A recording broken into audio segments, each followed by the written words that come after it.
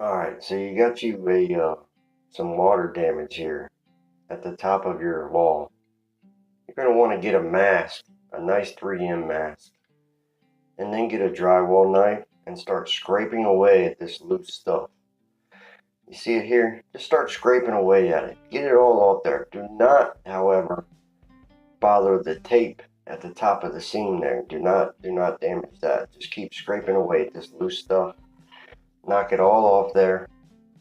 And then once you get it all off there, you want to make sure that what is left does have good adhesion. Okay. Now you see the tape there that I told you not to damage? What you want to do is you want to get you some spackling or joint compound or whatever it may be that you're used to using. A pan if you need it. And you're going to start shoving this up underneath this tape. Okay? Get a good deal up underneath there, because here in a minute we're going to squeeze it out. Alright? Get it all up underneath there as good as you can. Pretty good amount. Now take your knife and go from left to right.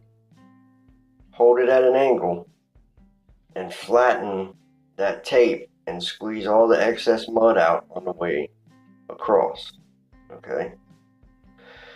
Then you can work, once you get all that mud out, then you can go over with your spackling and just try to make it as smooth as you can with your knife. You may need something to scrape your knife off with, like the caulk that I had earlier in the picture. Just keep smoothing it out. If it's not perfect, it's no big deal. We're going to sand it. Alright, this is what mine looked like when I was done. Not perfect, right? So I take a sanding pad. This is a 3M sanding pad here. We love 3M at ExtraPrep Pro. And I just start sanding this. Little action shot there of me sanding.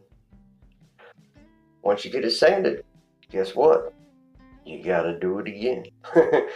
So just go back over top of it with your spackling. This is what mine looked like the second time around.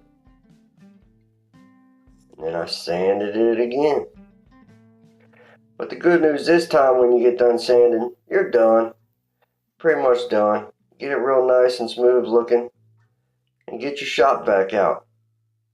Alright? And sweep up all that dust, and also hit your wall with the shop vac, because we're going to paint it here in a minute. But first we're going to caulk it. Alright? Where the wall meets the ceiling, usually when you have damage, you have a little crack there that shows. Just put some caulk in there and take your finger and smooth it across there real good. Make it look alright.